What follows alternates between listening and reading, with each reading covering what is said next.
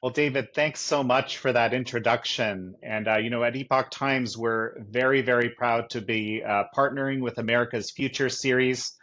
And I'm completely thrilled here to be able to introduce an incredibly star-studded cast here on our panel. We've got deep, deep knowledge. So let me start off by introducing Fengsuo Zhou. He was a student leader in the 1989 student protest that centered in Tiananmen Square, which of course you know about. He was actually number 5 on the most wanted list subsequent to the massacre. Today, he is the executive director of human rights in China and the co-founder and president of Humanitarian China. And he's going to talk about how the CCP has been really good at manufacturing technological tools of repression and how those things then get basically put out across a much broader audience and similar related topics. Then we have Wen Chen. Wen Chen is an activist with Amnesty International, and she is currently a scientist at a top American university. And she was born in China towards the end of the Great Cultural Revolution. So she's going to talk about the US education system and how the Chinese Communist Party co-opts that system today, even. And finally, we have Rob Spalding. He's a retired United States Air Force general. He's served in senior positions of strategy and diplomacy in the State Department and the Department of Defense for over a quarter century. Today, he's a senior fellow at the Hudson Institute, and he's also the CEO of Sempre, which is a hardened standalone 5G service and software platform. And so he's going to talk about the lack of resilience in our civilian and defense capabilities, and also how we can actually deal with that in a meaningful way. So I'm going to start off with just asking you to kind of give us a little bit of an introduction into your area. Fengsuo, why don't we start with you? Sure. Hi. Yeah, and thank you for having me here. It's always an honor to speak at this important program and about the topics we all care so much. I was a Tiananmen student leader in 1989, 35 years ago. And to me, I was just doing my duty to my country. But after the massacre, I realized I was number 5 on the government's most wanted list. And from then on, I became an activist. I'm proud of last 35 years, what I have been doing, even though it's always uphill battle against such increasingly stronger totalitarian regime with the most advanced technology, and a lot of it with the willing help of United States. I'm glad we are having this kind of conversation now. We can alert more people to the immediate and direct risk we are facing from CCP regime. So tell us a little bit about, just to start us off, tell us a little bit about this, these specific, I know you have a particular tool in mind that the CCP develops specifically to target dissidents such as yourself, but then has been deployed on a broader population. Right. When we were protesting in 1989 for democracy and freedom in China, technology and free flow of information, that's what we wanted. And we want technology to change China. I think this is exactly a surprise. The opposite of it has happened since China especially joined WTO, when they started this firewall, this great firewall on the cyberspace. At the same time, they can sell all the products to the United States. And so from then on, we were the first targets of CCP's aggression on cyberspace. Our email regularly being hacked, leaked, monitored, and a lot of times with the help of US companies.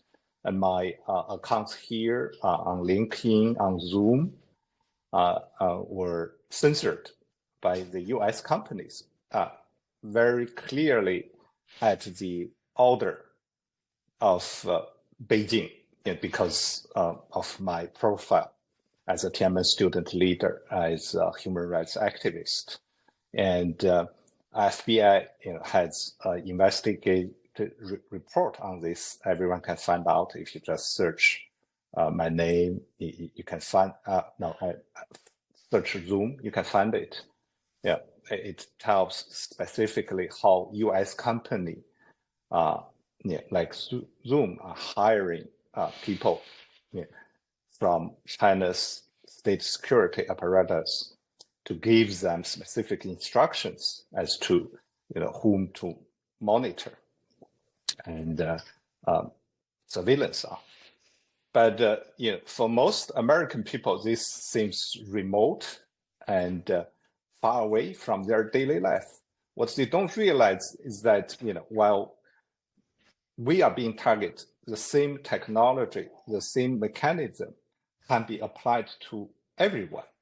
And that's increasingly manifested in many such incidents now. For example, the hacking of government email, US government and organizations, universities, and websites being targeted, shut down.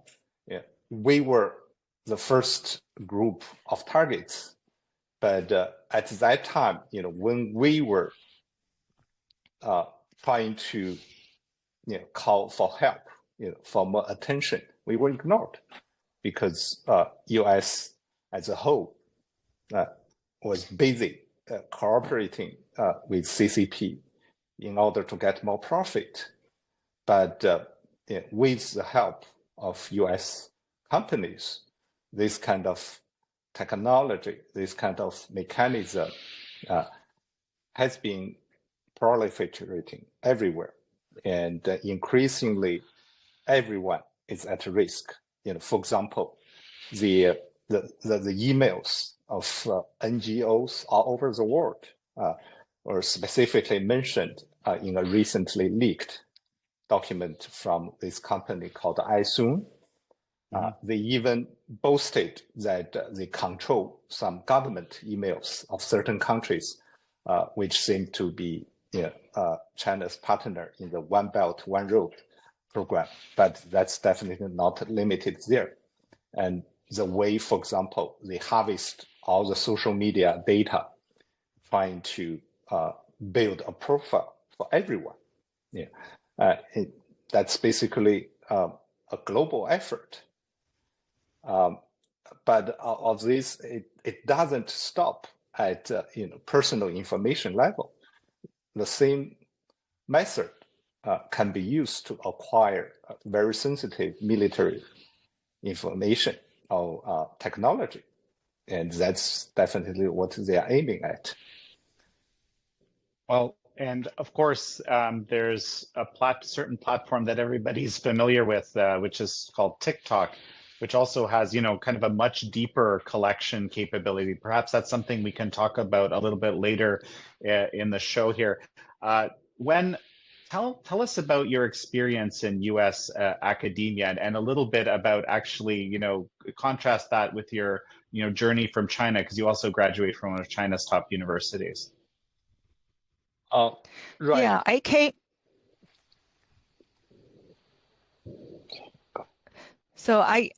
to the United States. Can you hear me? Yes, okay. I came to the United States in the 90s for graduate school.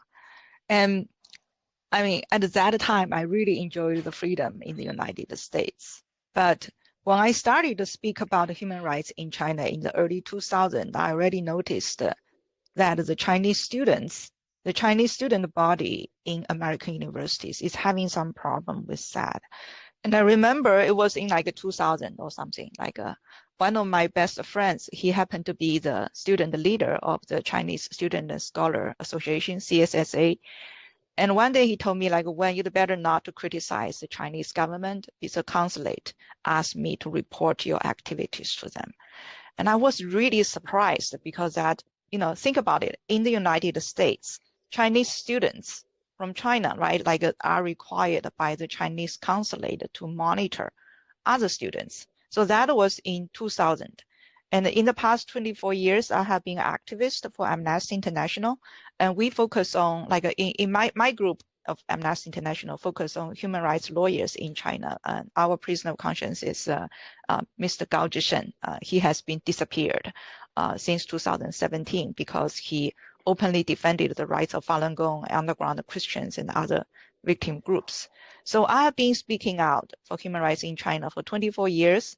And because of that, I pretty much disconnected with all my relatives in China. Like I've never visited them. I try to keep like a minimum communication with anyone in China.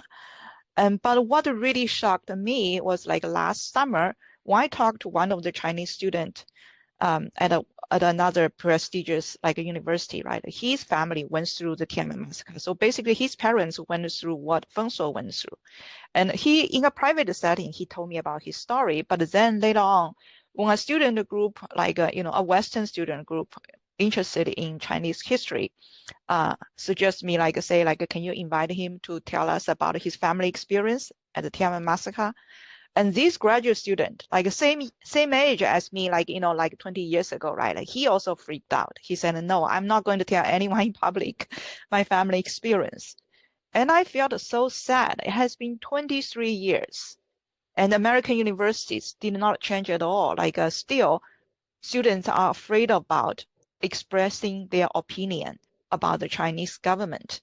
And it actually has been even worse because now these are all open. In several universities, let's talk about in October 2022, right? Berkeley, in like a Berkeley College of Music in Boston, right? There was one student called Wu Xiaolei.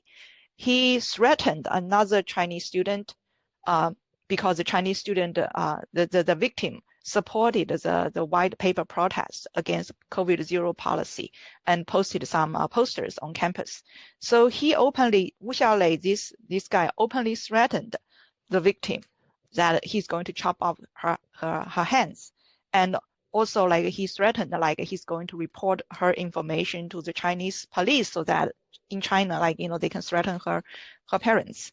And this happened again and again in other universities. And seems like these CSSA, the Chinese student organizations, they have been organizing activities to target those who speak against the Chinese government and target those activists who come to campus to speak about Uyghur genocide or any human rights topic. And the more shocking part is that universities, usually they remain silent towards all this harassment. Like they don't take any action. They say, this is all these Chinese people's business. And the pro-communist party student body seems to be dominant, right? Because they are very loud and they can motivate many students to write letters to university admin, and they become the majority of the student body. And very few students would step out and say no to this, say we should have the freedom of expression. Very few students will step out. And the universities will not protect these victims who were harassed. We call them student dissidents. The universities would not protect students dissidents from China. They would favor the decisions of the CSSA, while CSSA is controlled by the Chinese consulate and the Chinese embassy all over the world. For example, George Washington University CSSA received 50% of its funding from the Chinese embassy in DC. And they also openly I remember several years ago, they actually threatened, also have some threatened to students, like the Chinese student organization, they threatened local victims, because they favor Chinese democracy. So we see this again and again. But if you look deep into the problem of the university, it's much deeper than remain silent. In the past 10 years, American universities already received over $1 billion of funding, donation or funding from Chinese entities, from Chinese government to Chinese, private companies have tie with the Chinese government. So there's definitely money involved.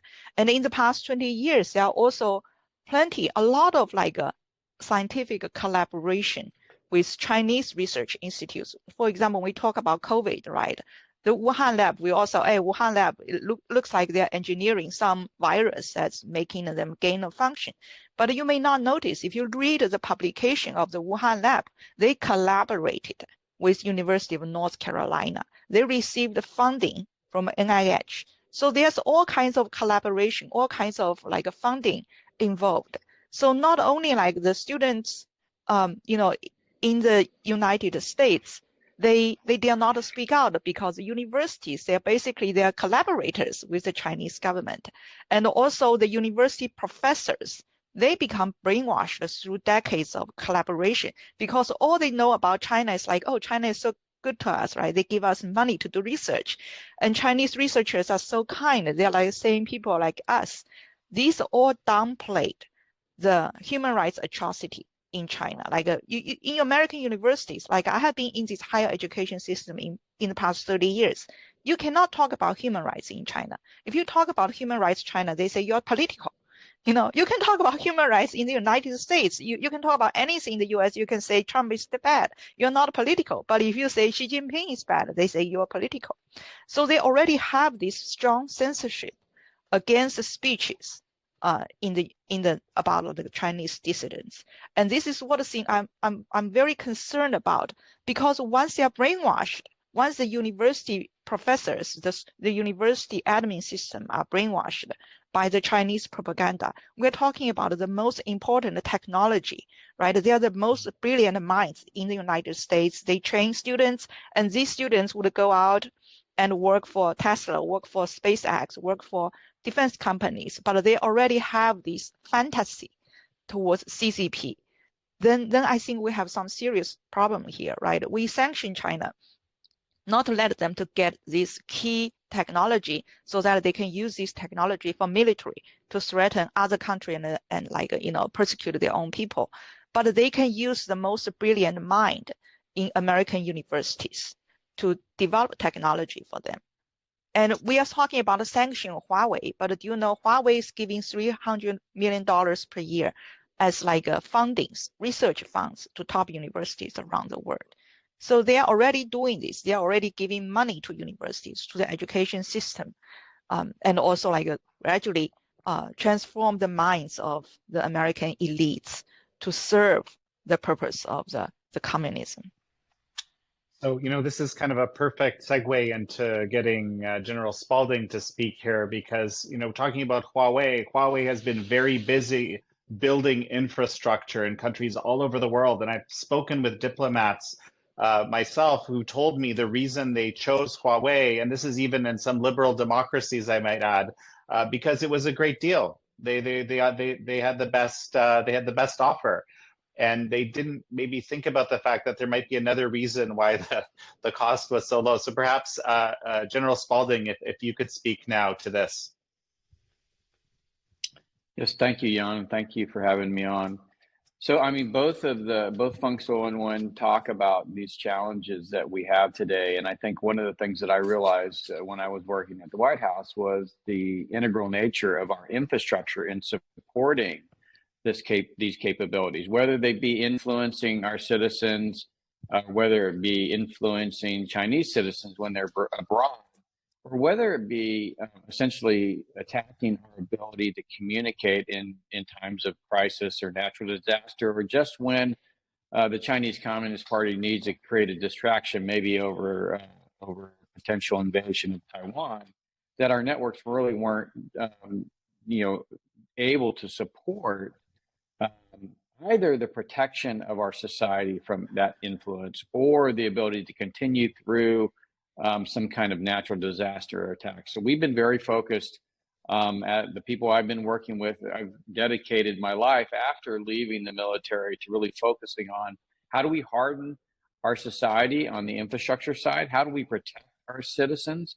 I think one of the things that's very, very important that we essentially not really focused on since the beginning of this rush from Silicon Valley to a mobile internet where everything that you do is tracked by platforms like TikTok and then used by ByteDance to feed you algorithms.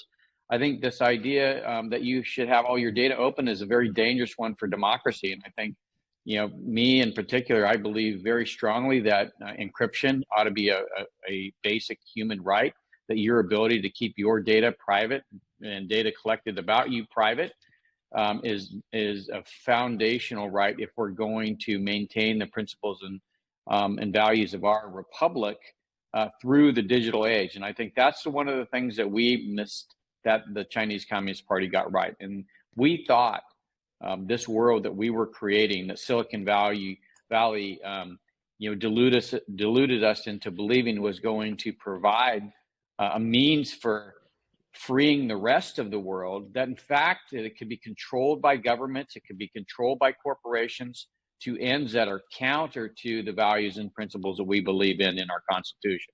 And so much less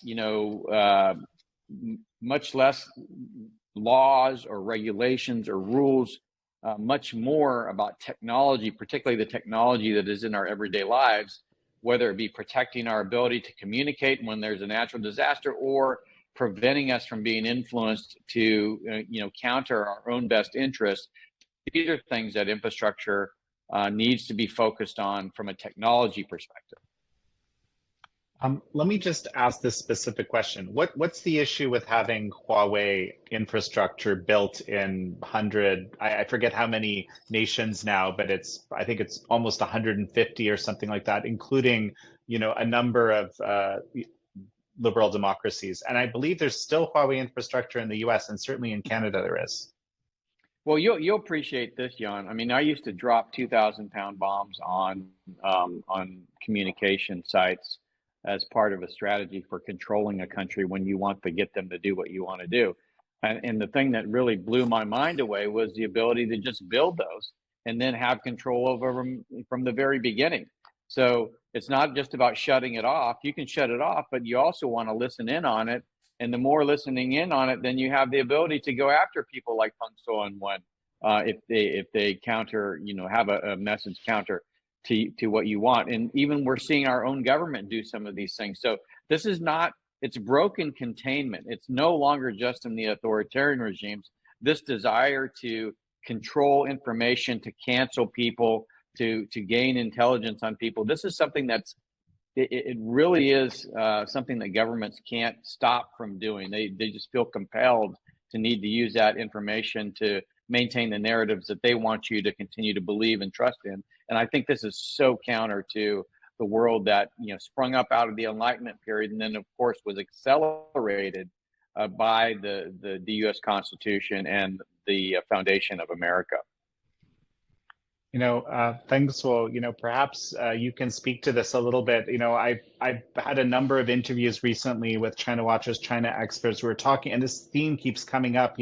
We imagined, in America and Canada that, we would, by investing huge amounts of money, essentially building that regime. The U.S. was single-handedly, perhaps we could consider it as having built that regime.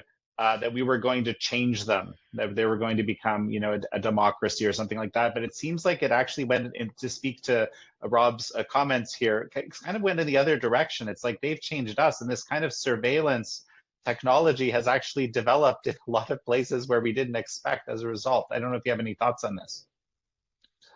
Yes, this is a very tragic sad reality now.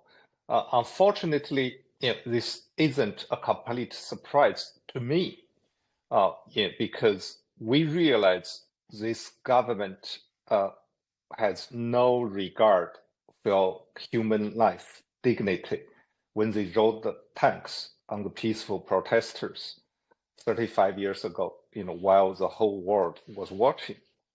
But it's a shame that the United States, beginning with George W. Bush, embraced this brutal regime immediately.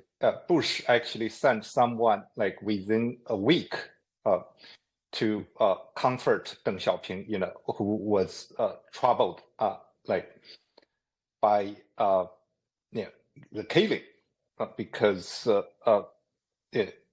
Chinese people were rebelling everywhere, all over China, against the massacre. But Bush's support gave him confidence. And eventually, American technology and the trade enabled this regime. Most people just don't realize there is zero private enterprise in China. Every company serves for the purpose of the state and the state only. And so, for example, if US sanction one company, another one will pop up immediately, doing the same business, maybe hiring exactly the same people. And the US companies, if they are not allowed to invest in some technologies, they will do some other deals. Yeah, that's, I think, what we're facing, this belief in free market economy, where companies must have the right to do their business. That's a problem now. In fact, the CCP regime has so successfully manipulated this game that US companies were basically knocking over each other to gain favor of Beijing.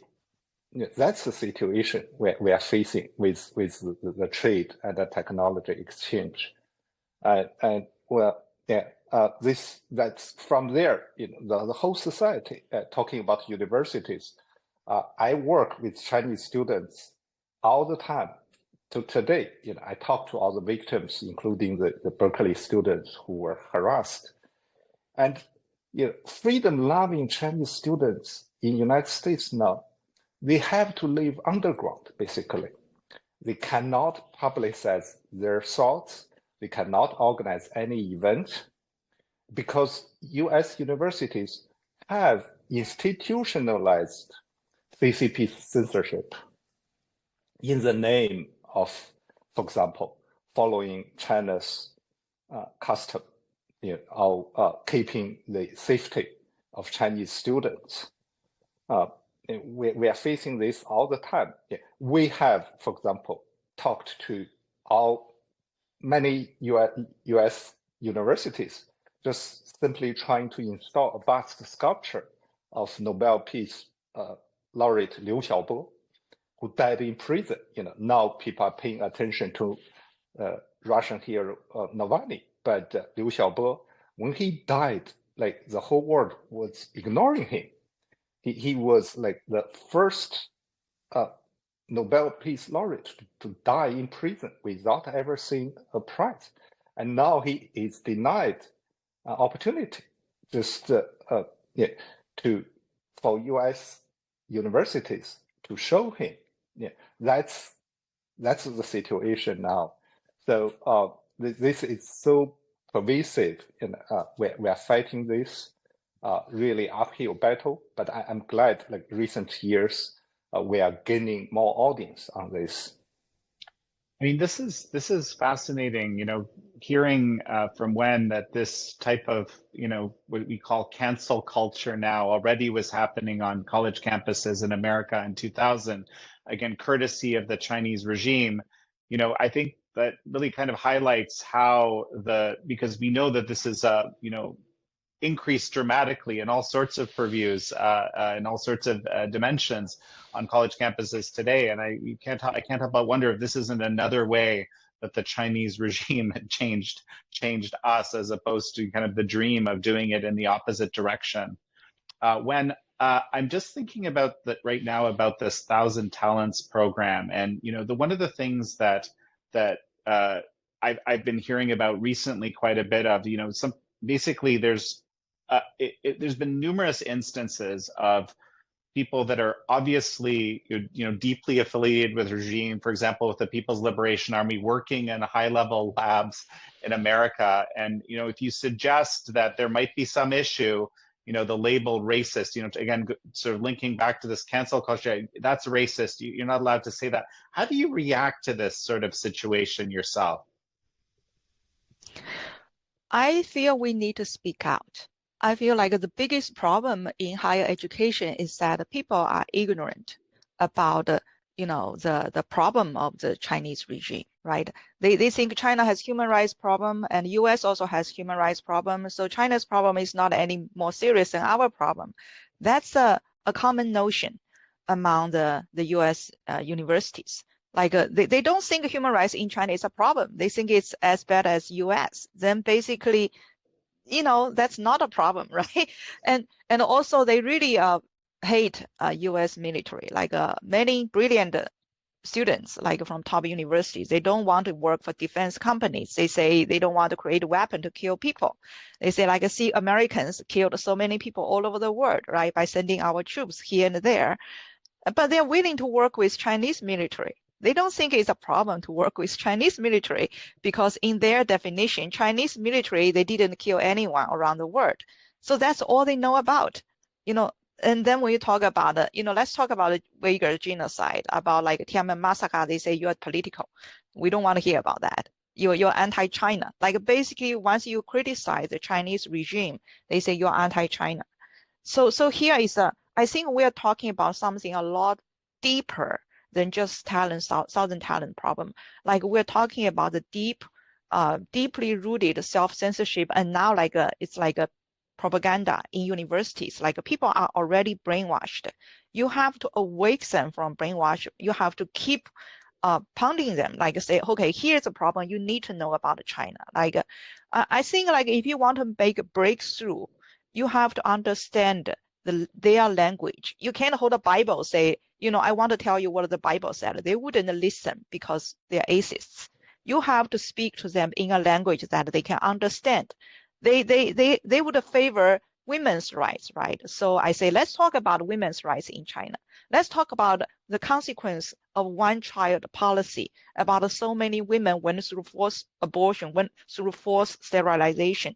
Let's talk about the systematic sterilization Chinese government is having towards Uyghur women, right? They're sterilizing basically majority of Uyghur women now.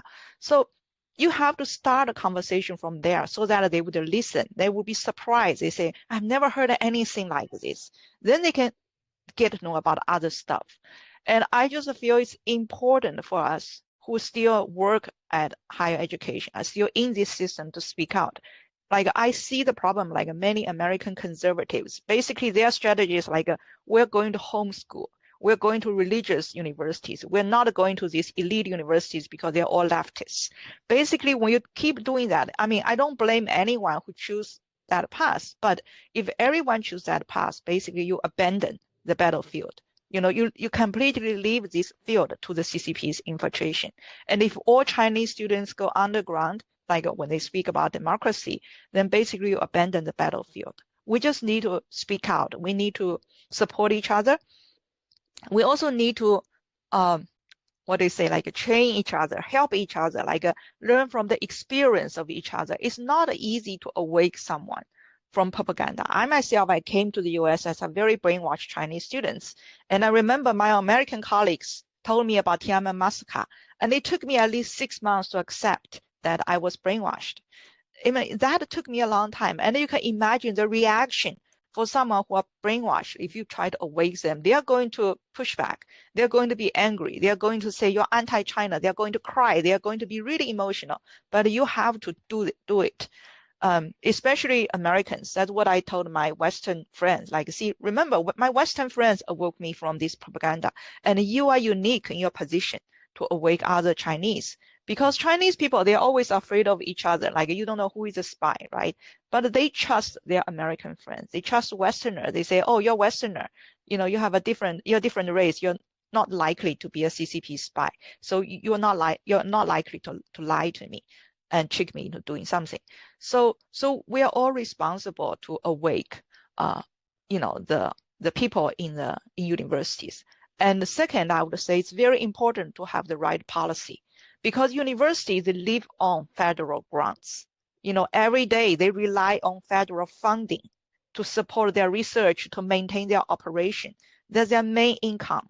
So if you have the right policy to ban, for example, we have the policy that any student group in universities cannot receive money from a foreign entity. Otherwise, you cannot operate in the university, right? If we have such a law in the US, then basically CSSA will have to disconnect with the Chinese consulate, or they have to withdraw from the university.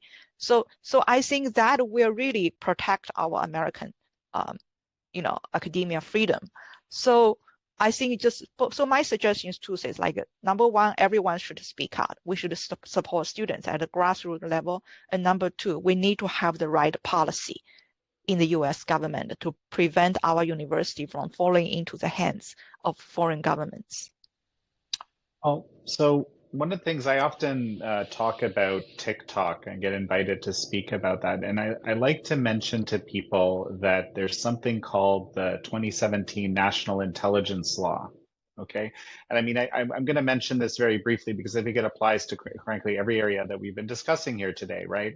2017 National Intelligence Law basically says that if the Chinese regime makes a demand on you to effectively become a spy, you need to do so by law. I mean, and one of you can jump in if you interpreted that law differently. The other piece that's very important is the doctrine of military civil fusion. And that is that, that's actually one of the top 7 priorities of Xi Jinping. I mean, this doctrine has been in place for a while, but now it's actually being something that everybody has to implement if they possibly can, right? So now, this is in the context of TikTok, but this is also in the context of infrastructure. So perhaps, General Spalding, if you could comment on that a little bit. So one thing that we say here in the West is that war is politics by other means. In other words, we use military force to achieve a political outcome, and that's pretty consistent throughout the development of warfare in the West. And it's gotten to such a point where we focus so much on the application of violence on the battlefield to achieve a political outcome that we've, in essence, disconnected it from the reason you go to war. And the reason you go to war, as Clausewitz says again, war is politics by other means. It's for a political outcome. Well, what we've found is this infrastructure, this technology, this ecosystem that Silicon Valley developed and really gave to China and allowed them to dominate was designed to influence people to do things economically, to be a better shopper. And what the Chinese Communist Party realizes, well, if I can influence you to be a better shopper, I can also influence you to be a better communist. And these same channels work quite well. And so TikTok is a very good example of the maturation of this way of war. So if you think about warfare from the perspective of the West, the airplane really was the epitome. And, I flew the B-2, the stealth bomber. When you put that airplane together with networks, GPS guided bombs, and the ability to collect intelligence, you could go anywhere, you could do anything. But even more powerful than that, I believe TikTok represents the next evolution of the greatest weapons in warfare, in that they can go directly to the citizenry and they can go directly to the individual, and they can be tailored to the individual. So this ability to manipulate your perceptions, your behaviors at an individual level is really what we're talking about.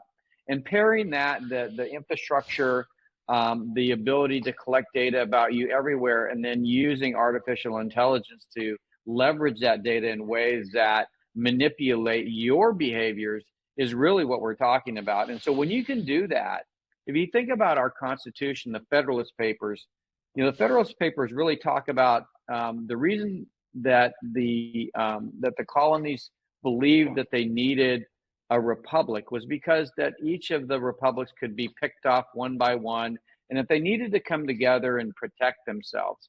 Of course, at that time they were thinking Army, Navy. An army could come and attack us, or somebody could attack us from sea.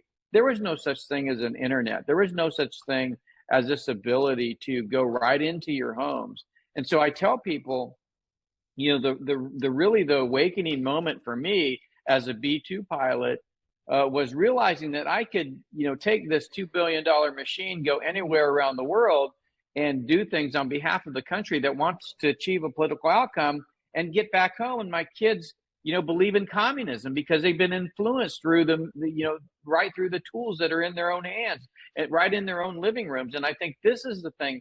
So warfare has been elevated to a new plane. Clausewitz is no longer the person that I listen to. You'd be much more inclined to understand this by listening to Mao's own words. Mao spoke about this type of political warfare, but he didn't have the means to wage it globally. Today, the Chinese Communist Party does. Another good example of somebody from the West that talked about this, but isn't thought of in the sense of warfare, is Machiavelli. Reading The Prince, you really get a sense of what Mao was trying to do. He just never had the tools to do it. And we gave him the tools in these very, very powerful technologies and ecosystems. And I might add, there's another element too, because in the kind of communist mentality, or everything is basically a power play. Every interaction between a human being is one person trying to exert power over another, and that's it, right? And I think that that mentality has also created a situation where it's kind of become a moral thing, like people accept as good and just and fine that these technologies are used to manipulate us, and that we can expect that, as opposed to like, that's outrageous, right? I'm wondering, Fengsuo, if you have any thoughts about that. Oh, I'm sorry. See that again? Yeah, I mean the idea just being that basically in the communist mindset, everything is one person trying to exert power over another, and that's all there is. Right. There's no sort of deep human relationship. That's the extent of it. But that also creates this kind of weird lack of morality in the way we deploy these powerful information technologies. Right. And I'm just wondering if this, we keep talking about this theme of communist China having changed us. Right.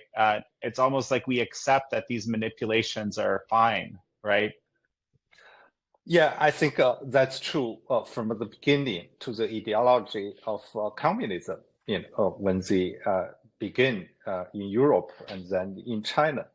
For CCP, they never had their intention of controlling, the world. Basically, they want to be the engineer of human souls everywhere, and that's the way they do it. They are brainwashing our people, and now they can do it where everyone is enemy of each other, and you have to fight power struggle.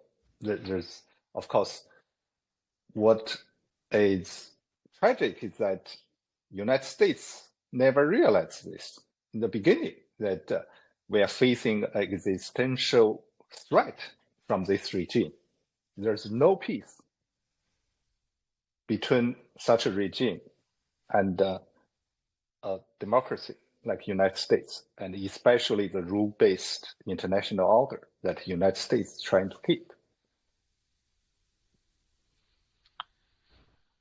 When I wanted to ask you about this, going back to this question of, students that are affiliated with, say, Chinese military institutions, is there a concern that these students are working in top-level American universities doing, cutting-edge research? Because there's two positions on this, right? Some people think that's a crazy proposition, and others say, well, you're being discriminatory against those Chinese. So how do you view that?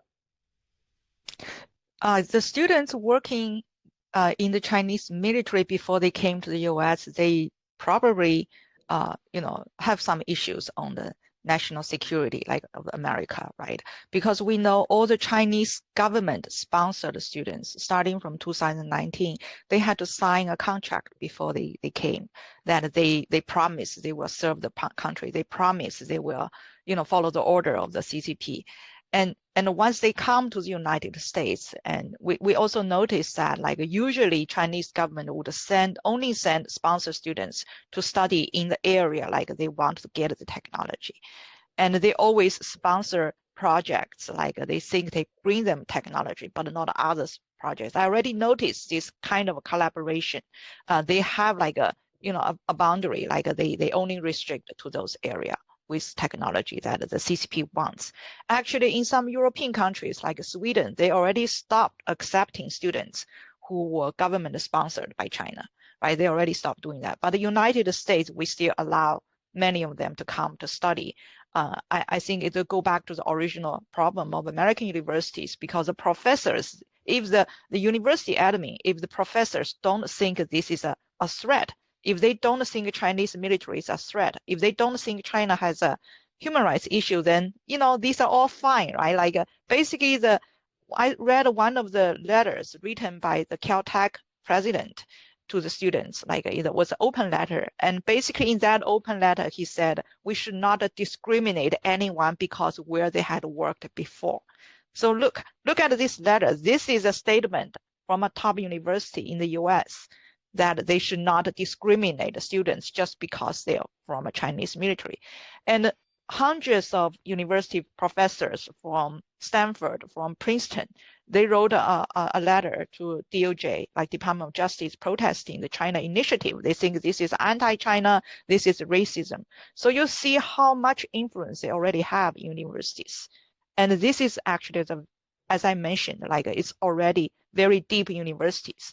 But still, nowadays, they have to carry the policy of the US, right? Like, United States, if we have the right policy, then no matter what the professors think, they will say, okay, we have to follow the rule.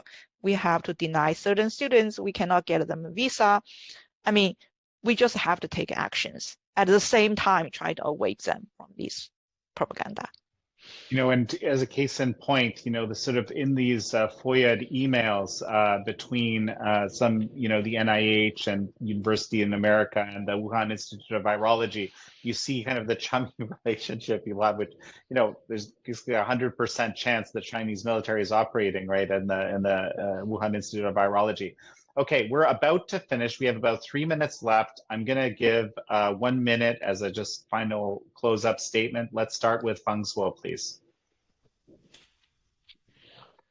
China without democratization will always be a threat to United States and all the freedom-loving people. And today, I am glad many people are waking up to the fact that the influence of CCP regime is pervasive and global, and it is already an immediate and a direct threat to everyone. So we must fight back. And so when do you, quick final statement, and then we'll do General Spalding. I want to say freedom of speech is not about the freedom to speak, for everyone to speak, but also allow everyone's voice to be heard. So if we need to hear voices from everyone, then we can know exactly what this world is like. I think what I said is not just about protecting the rights of students, dissidents, but also allow everyone in the United States to know what's happening in China, what is the true nature of CCP. Then that can help us to make the correct policy to protect our freedom and our future. And General Spalding, a final thought? Yes, the Western tradition has been based on the rule of law, and I think there is no rolling back the digital future. It is part of our lives today, just as the smartphone accompanies each of the four of us just about everywhere we go, and we have to accept that and then understand how we instantiate in the infrastructure that supports those devices the values and principles of our republic. They need to be available when we have a natural disaster or attack.